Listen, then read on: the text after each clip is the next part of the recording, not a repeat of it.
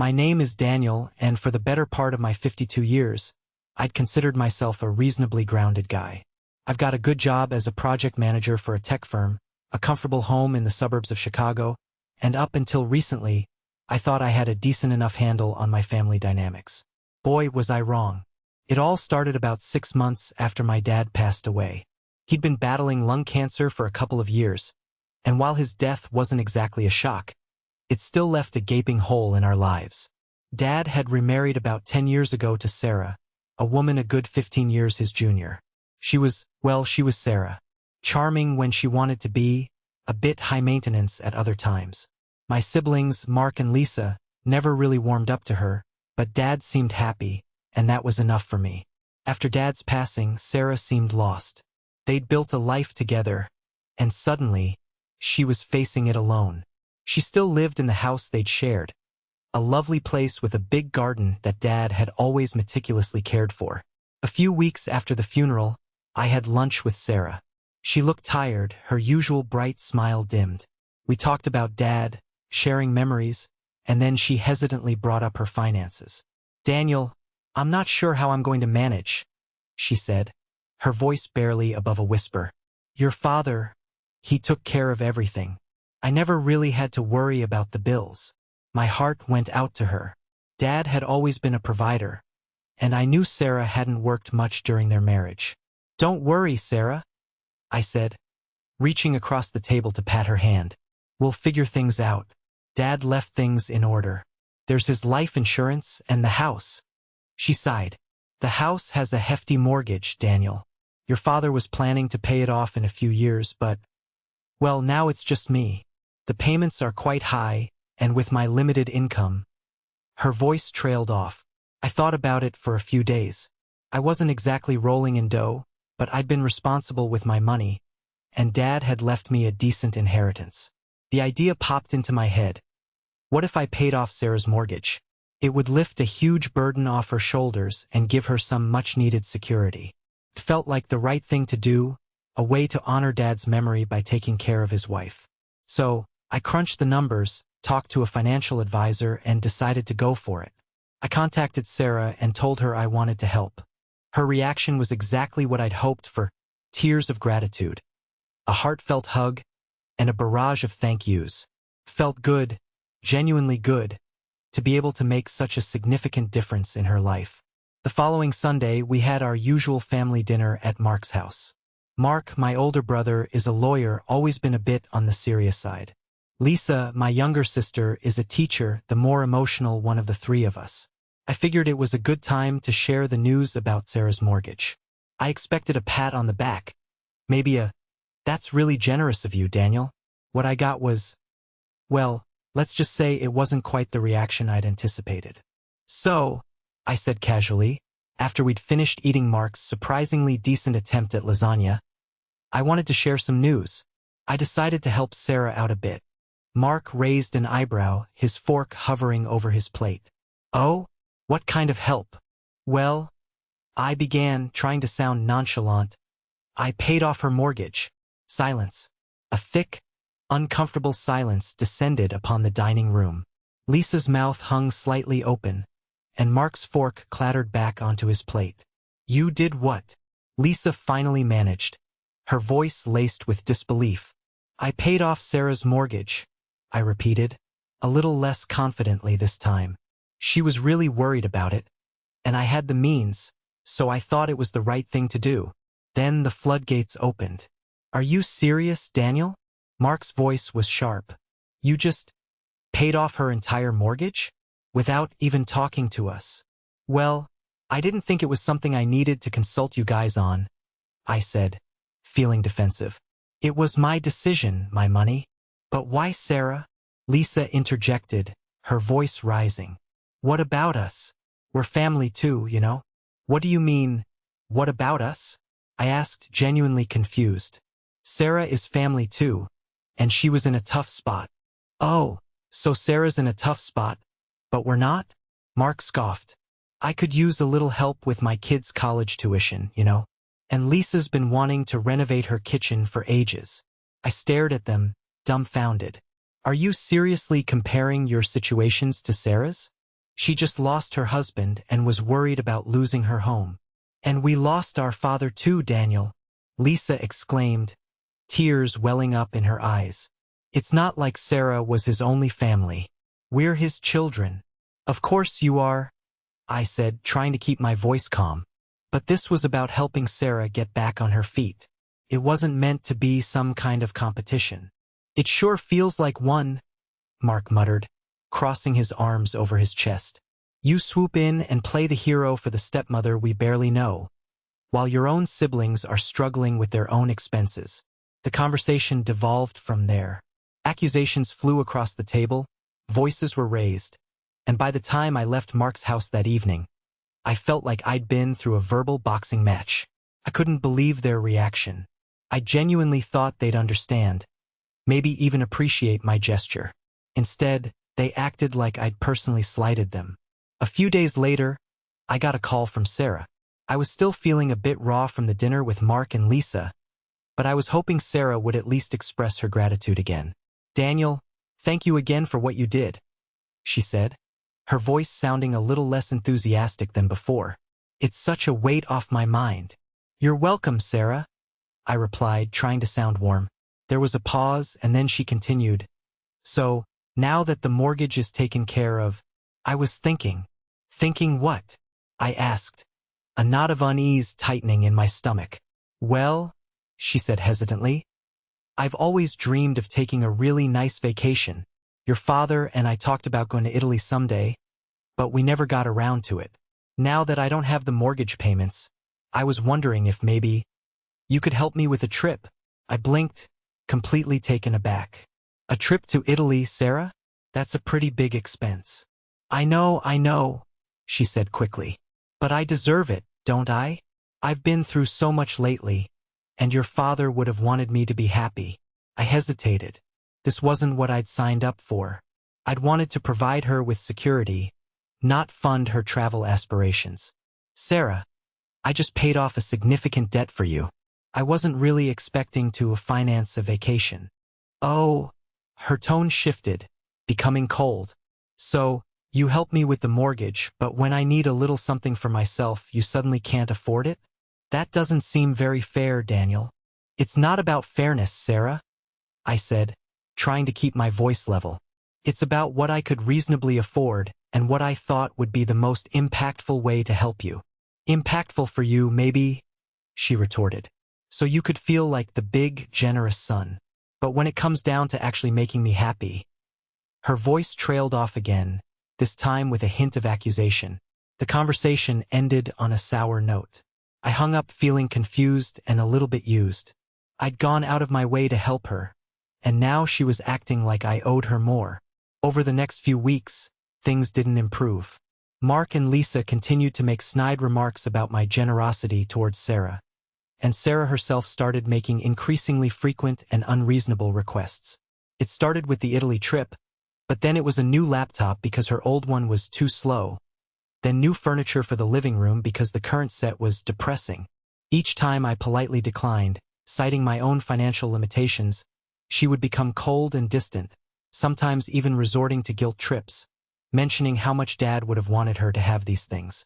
I started avoiding family gatherings. The tension was palpable whenever we were all in the same room.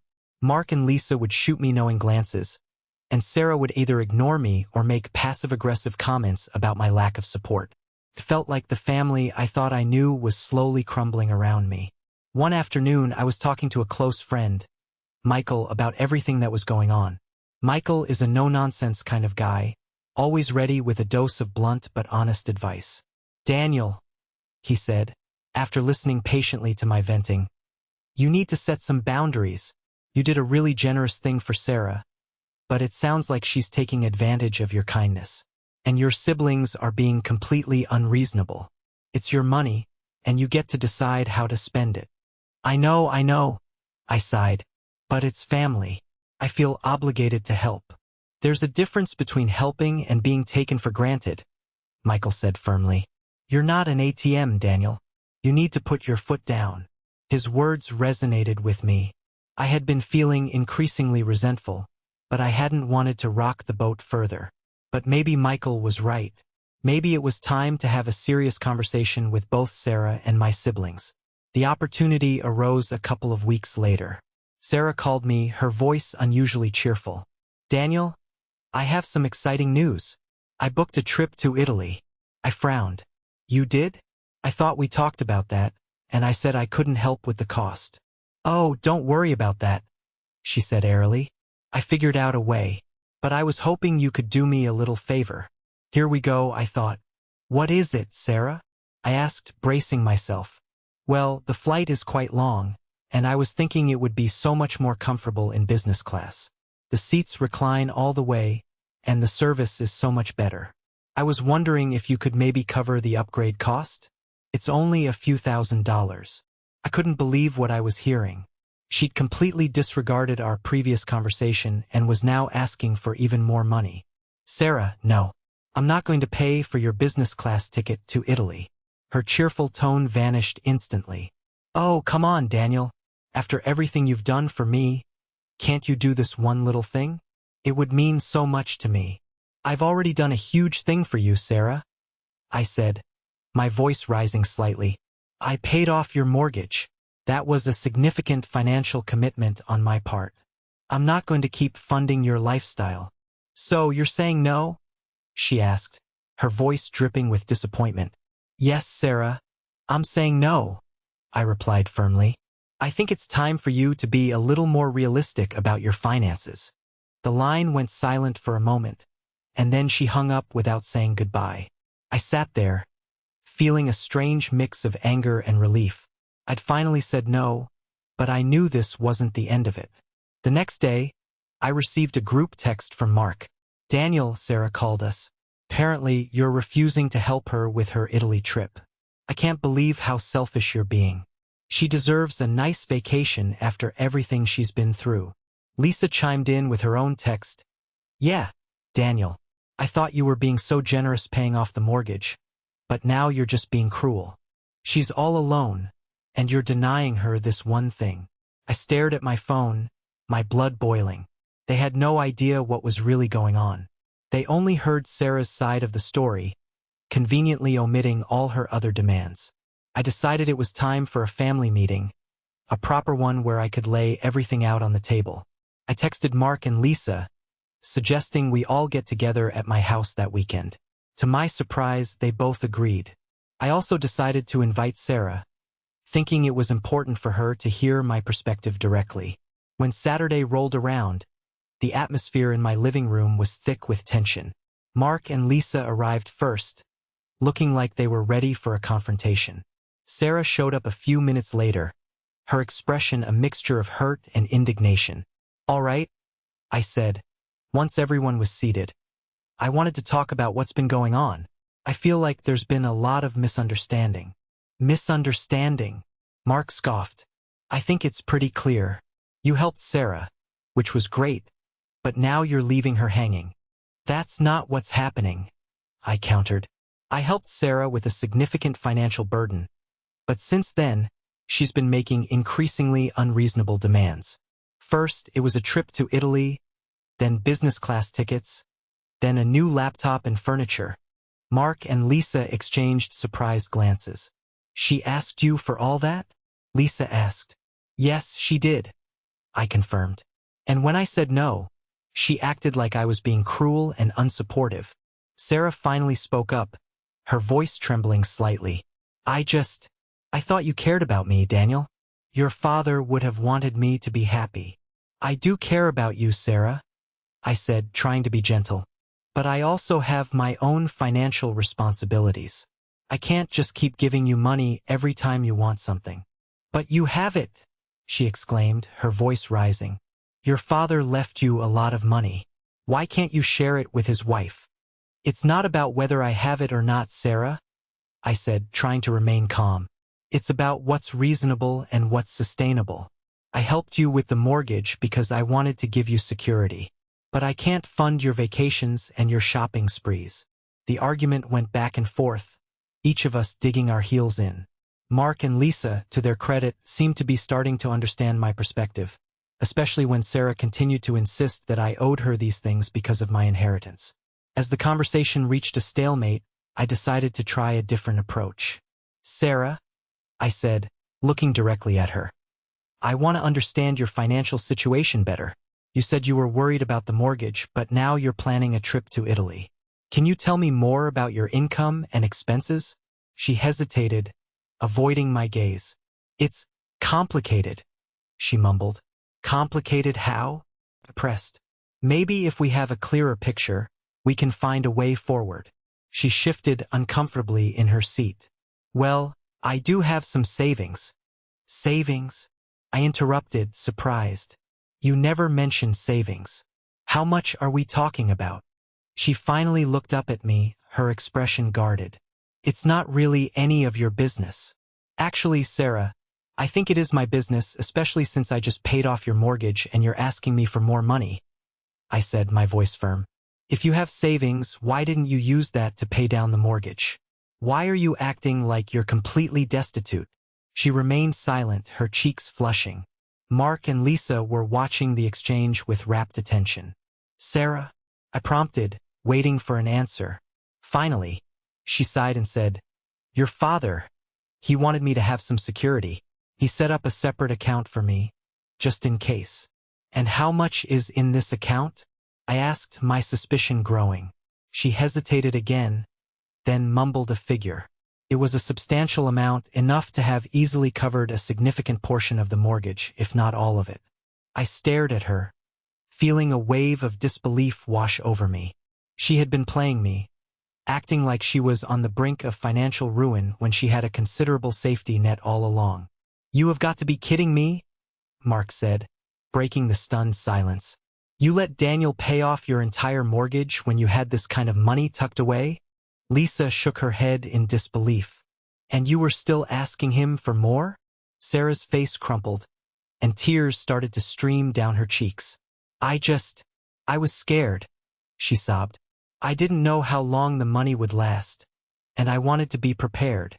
Prepared for what, Sarah? I asked, my voice quiet but firm. To take advantage of my generosity? To manipulate me into funding your lifestyle? She didn't answer, just continued to cry. I looked at Mark and Lisa, and I could see the same mixture of shock and anger reflected in their faces. We had all been played. This was the turning point. The moment I realized that my efforts to help Sarah had been misguided, and that my family's reaction, while harsh, was perhaps not entirely unwarranted. I had acted impulsively without fully understanding the situation, and I had allowed myself to be taken advantage of. As the evening wore on, the truth came out in bits and pieces. Sarah had indeed inherited a significant sum from my father, far more than she had initially let on. She had used some of it, but she was hoarding the rest, afraid of an uncertain future. While her fears were understandable to some extent, her decision to hide the truth and then make excessive demands on me was not. Mark and Lisa, realizing they had jumped to conclusions without knowing the full story, apologized for their earlier accusations. We all agreed that Sarah's behavior had been manipulative and unfair. By the end of the night, I knew things had to change. I couldn't continue to be Sarah's financial crutch, especially when she hadn't been entirely honest with me. And I needed to establish clearer boundaries with my siblings as well. I decided to sleep on it, knowing that I had some difficult decisions to make in the days to come. The family dinner that had started with such high hopes had ended with a shocking revelation, leaving me feeling betrayed and deeply disappointed. The next chapter of this family saga was about to begin, and I had a feeling it wouldn't be pretty.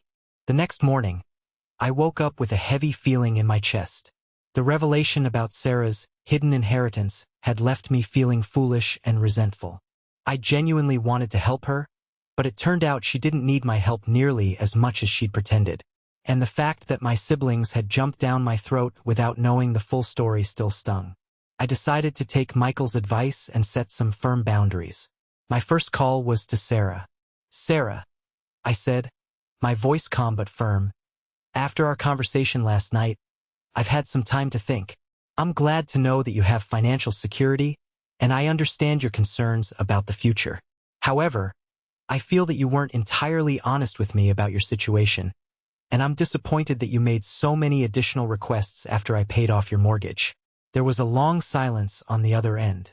Then, Sarah's voice, small and hesitant, said, I didn't know what else to do, Daniel. I was scared. I understand being scared, Sarah, I replied. But you had options. You could have been upfront with me about your finances. Instead, you let me believe you were struggling and then asked for more and more. I'm sorry, she whispered. I appreciate that, Sarah, I said. But I need to be clear. I won't be paying for your trip to Italy, and I won't be fulfilling any of your other requests. I helped you with the mortgage because I wanted to provide you with security after Dad passed. I believe I've done that. Moving forward, you'll need to manage your own finances. Her voice rose slightly. So, that's it? You're just going to abandon me? I'm not abandoning you, Sarah, I said firmly. I'm setting boundaries. I'll still be there for you as family, but I won't be your financial safety net anymore. You have the means to take care of yourself, and I think it's time you did. The conversation was short and somewhat strained, but I felt a sense of relief after it was over. I had said what I needed to say, and I had made my position clear. Next, I reached out to Mark and Lisa.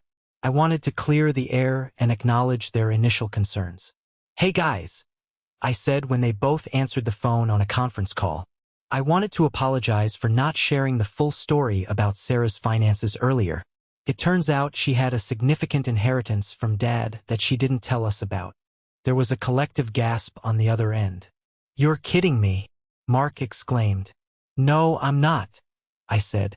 She had enough money to cover a good portion of the mortgage herself. I feel like we were all a bit manipulated. Wow, Daniel, I'm so sorry, Lisa said, her voice filled with remorse.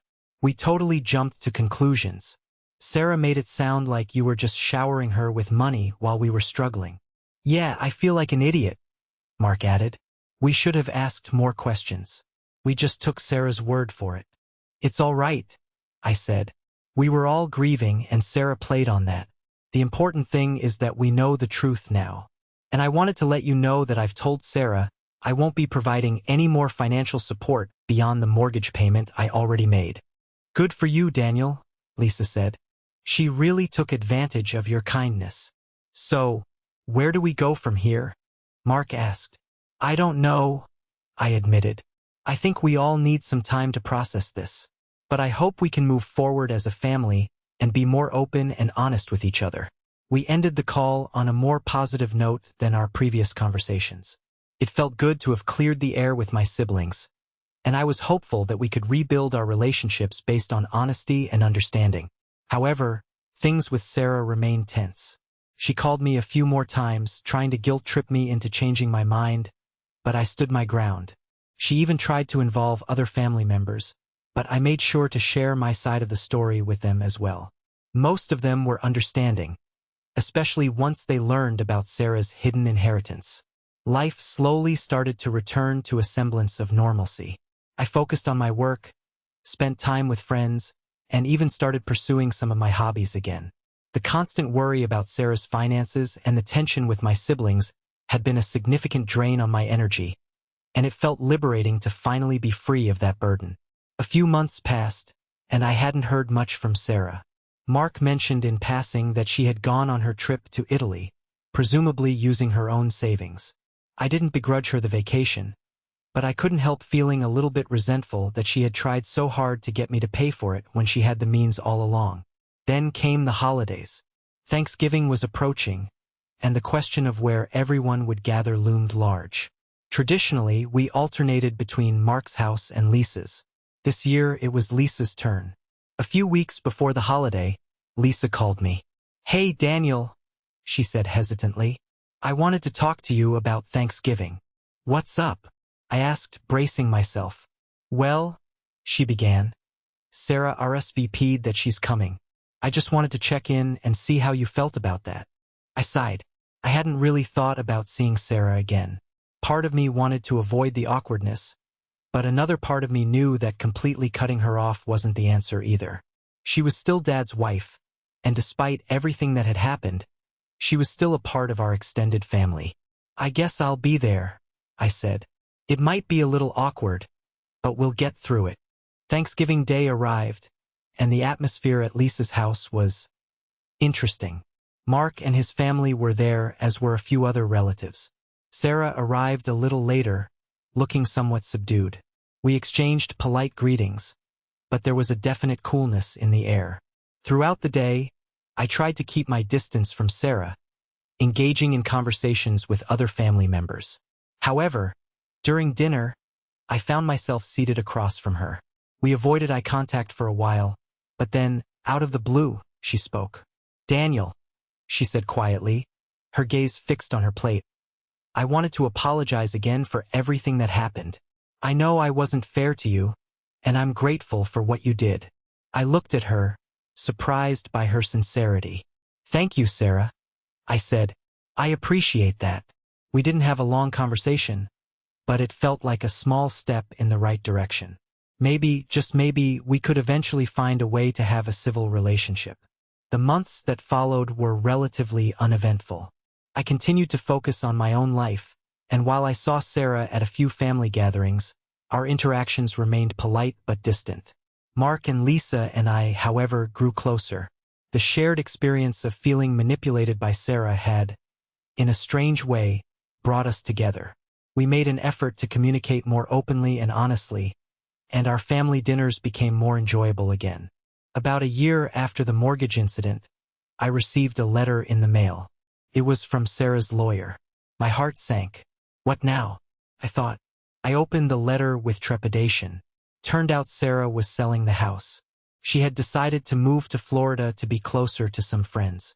The letter stated that since I had made a significant contribution to the property by paying off the mortgage, she wanted to offer me a portion of the proceeds from the sale. I was stunned. I hadn't expected this at all. After everything that had happened, I certainly didn't feel entitled to any of the money. But the gesture itself was surprising. It felt like Sarah was finally taking responsibility for her actions and trying to make amends. I discussed it with Mark and Lisa, and they both agreed that I should accept the offer. It wasn't about the money as much as it was about closure. It felt like the final chapter in this strange and complicated saga. In the end, I did receive a check from the sale of the house. It wasn't the full amount of the mortgage I had paid, but it was a significant sum. I decided to put it towards a down payment on a small vacation home I had been dreaming of buying.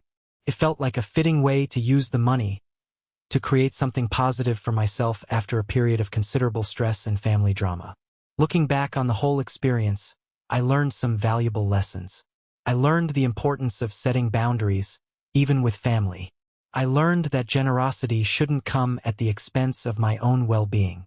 And I learned that sometimes, the people you think you know best can surprise you in unexpected ways. While the situation with Sarah and my siblings had been difficult and at times painful, it ultimately led to some positive changes.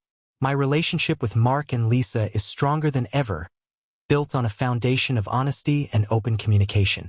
And while my relationship with Sarah remains somewhat distant, there's a newfound respect and understanding between us.